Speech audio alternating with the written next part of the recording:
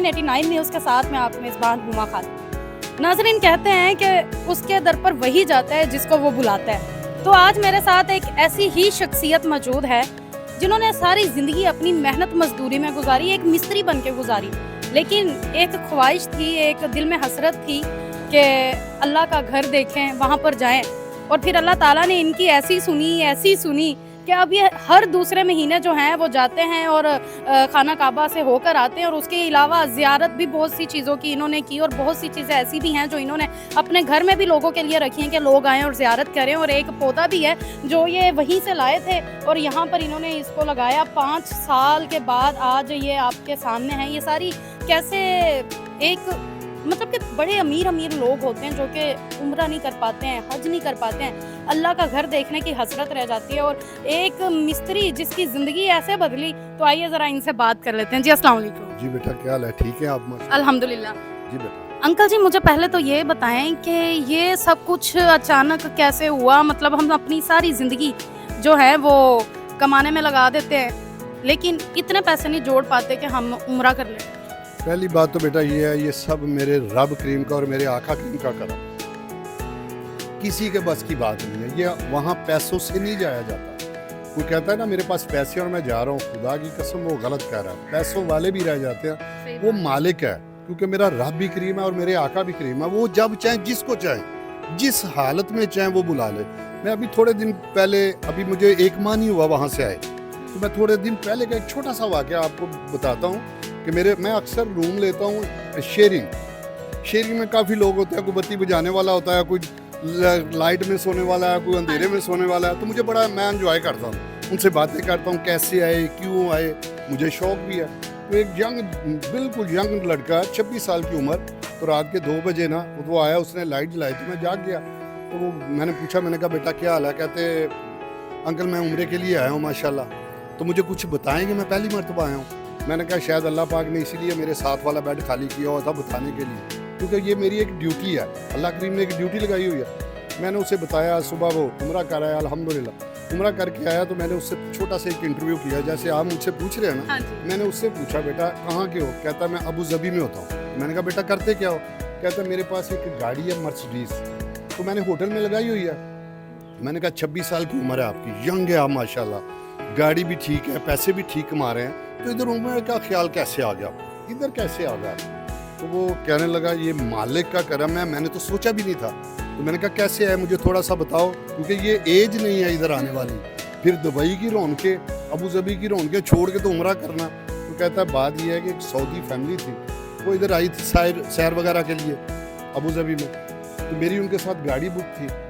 जब 8 दिन के बाद उनको वापस एयरपोर्ट पे छोड़ने जा रहा था, तो उसकी वाइफ ने ना कहा कि इस बच्चे ने बड़ी प्यारी सर्विस दी है। वो अरबी में तारीफ़ कर रही थी, मुझे समझ थी क्योंकि मैं भी अरबी जानता था। तो वो कहने लगा यार आपको उम्रे को जाने को दिल नहीं करता? मैंने कहा दिल तो करता, लेकिन टाइम ही नहीं है मेरे पास, मैं इतना दौलत के चक्कर में पड़ा हुआ हूँ कि मेरे पास टाइम नहीं है। तो वो कहने लगा बेटा कोशिश करो यार, उम्रा कर लो, अगर कहो तो मैं अभी वीज़ा मंगवा दूँ। गाड़ी में बैठे बैठे ऑनलाइन 1 साल का वीज़ा उसे एयरपोर्ट पहुंचने से पहले मिल गया। उसने कहा ये देखो तेरा वीज़ा आ गया। उसके बाद जब आगे गए तो कहते तेरा कोई इधर है जानने वाला? तो कहने लगे हाँ क्यों नहीं, मेरा भाई है। तो कहते उसे को फौरी टिकट करवाए। कितने की टिकट है? कहता है 1500 दिरहम की टिकट है। कहता है 1500 दिरहम पकड़ो और टिकट करवाओ। गाड़ी में बैठी उसकी टिकट होगी, गाड़ी में बैठी उसे वीज़ा मिल गया। अब एयरपोर्ट तक पहुँचने तक उसने 300 दिरहम किराया लेना था उनसे। किराया लिया तो 1800 दिरहम उसने दिए, ये बेटा उधर का खर्चा है, उधर जाना तूने, तो ये खर्चा भी मेरे से ले। अल्लाह जानता है कि मालिक जब चाहे तो कोई मायने नहीं रखते, कोई पेमेंट का, कोई पैसे का चक्कर नहीं। कहता अंकल मैं इस तरह आया हूँ, मैं तो सोच भी नहीं सकता।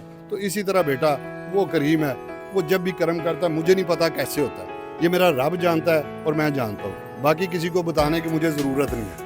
अच्छा अंकल जी, पौधे के बारे में आप बता रहे थे, ये हमें बताइए कहाँ से आए हुए हैं? मेरे ना उधर एक बहुत प्यारे बुजुर्ग है, वो मुझे भाई बोलते हैं। वो 53 साल से मदीना पाक में है और रोज़ाना मौत के इंतज़ार में मुझे जन्नतुल बकी मिले। उनके वालिद साहब ने 2 पाकिस्तान से पैदल हज किए, 7 हज किए, जद्दा से मक्का से मदीना 7 हज पैदल किए।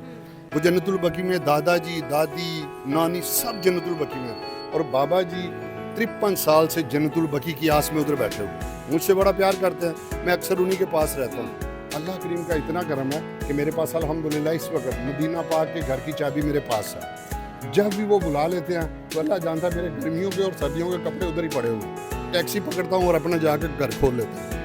करीम ने इतना करम किया। तो वो बाबा जी को मैंने कहा, बाबा जी मेरा दिल करता मेरे घर के बाहर एक खजूर का पौधा हो, तो आप इतने सालों से रहे, किसी से कहें। तो उन्होंने किसी को कहा, दोस्त को, तो पौधा आ गया। बेटा पौधा बहुत बड़ा था उस वक्त, मैं प्लेन में कैसे लेके आऊँ, मैंने इसे बड़े तरीके से काटा कि यहाँ से काटूँ। उन्होंने बताया मुझे कि ये इस तरह काटोगे तो जाएगा। उन्होंने काट के मुझे दे दिया। अब एयरपोर्ट पे आया हूँ, अखबार में लपेटा हुआ था, मुझसे पूछने लगे ये क्या है। ये फिर भी 3-4 फुट का था। मैंने कहा ये खजूर का पौधा, कहते ये तो नहीं सऊदी जाने देंगे, ये तो आप लेके, ये कैसे आपको मिल गया। मैंने कहा मेरे प्यारे करीम आका सल्लल्लाहु अलैहि वसल्लम की तरफ से इनायत हुआ। तो कहते ये नहीं लेके जा सकते। मैंने कहा मैं अपना सारा कुछ इधर छोड़ दूँगा, मेरी जेबें खाली कर लो, मेरे बैग ले लो, मेरा पौधा ना मुझसे ले लो, जो मर्जी हो। मैंने जिद की। जब जिद की तो अपने अफसर के पास ले गया मुझे, कहते हैं ये भाई जिद कर रहे हैं। मैंने उन्हें कहा, मैंने पौधा नहीं छोड़ना, मेरा सारा कुछ ले लो, मुझे आका की तरफ से ये इनायत हुआ है तो मैंने ये लेके जाऊँ।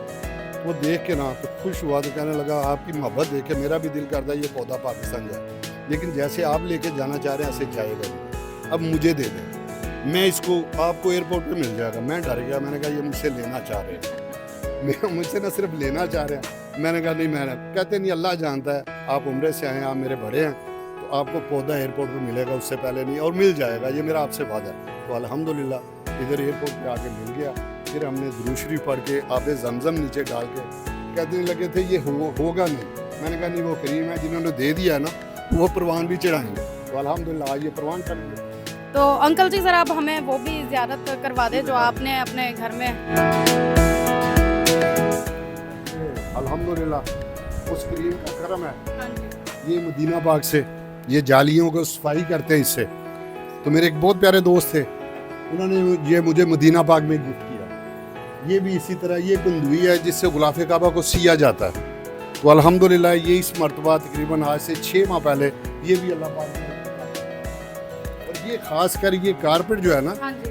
ये मेरे प्यारे करीम आका सल्लल्लाहु अलैहि वसल्लम की जिस रूम में वलादत हुई, ये उस रूम का कारपेट है, उस वो पीस है जहाँ मेरे प्यारे करीम आका सल्लल्लाहु अलैहि वसल्लम, आज भी बेटा मेरे प्यारे करीम आका सल्लल्लाहु अलैहि वसल्लम की जहाँ वलादत हुई, उस घर का फर्श कच्चा है, मट्टी है, फर्श नहीं है, ऊपर सिर्फ कारपेट डाला हुआ है। अल्हम्दुलिल्लाह उस पर सजदा करने का भी उस करीम ने मौका दिया है। सुभान अल्लाह। अंकल जी मैंने सुना है आपने वो घर भी देखे है, वो जो माँ जी हजूर पाक पे कूड़ा फेंका करती थी। हाँ अल्हम्दुलिल्लाह अल्हम्दुलिल्लाह बेटा, वो 84 में अल्लाह पाक ने पहली मरतबा बुलाया तो उसकी घर की छत नहीं थी, गिरी हुई थी, लेकिन दीवारें थी और दरवाज़ा था। तो जब मैं गया तो मैंने बोसा लिया, मैंने कहा मेरे प्यारे करीम आका सल्लल्लाहु अलैहि वसल्लम इस घर में आए थे, पता नहीं कहाँ हाथ लगा होगा। तो मैंने बोसे लिए, तो वो छोटे छोटे बच्चे वो हराम हराम, जैसे उनका मामला तो और है, हमारे मामला थोड़े से और है। अल्हम्दुलिल्लाह अल्लाह करीम ने वो घर दिखाया। अब भी अगर कोई जाए ना तो मैं बता सकता हूँ, उनके पास निशानी भी है कि किस जगह पे वो घर हुआ करता था, अब भी है। लेकिन नए जाने वाले ना तो तकदो करते हैं, ना कोई बताने वाला है और ना बेटा पूछने वाला है। बड़ी चीज़ें ऐसी हैं जिनका अल्हम्दुलिल्लाह पता है, शायद किसी को वो ना पता हो, बहुत कम लोगों को पता हो। अल्हम्दुलिल्लाह ये अल्लाह करीम का करम है। चले अंकल जी, बहुत शुक्रिया आपका कि आपने हमें इतना वक्त दिया। बाकी ज़ियारतें जो हैं वो आप अपनी स्क्रीन पे देख भी सकते हैं, और हम भी बड़े खुश नसीब है कि हमें ये देखने का मौका मिला और अंकल जी से मिलने का मौका मिला। मुझे तो इजाज़त, मिलते हैं अगले प्रोग्राम में। वस्सलाम।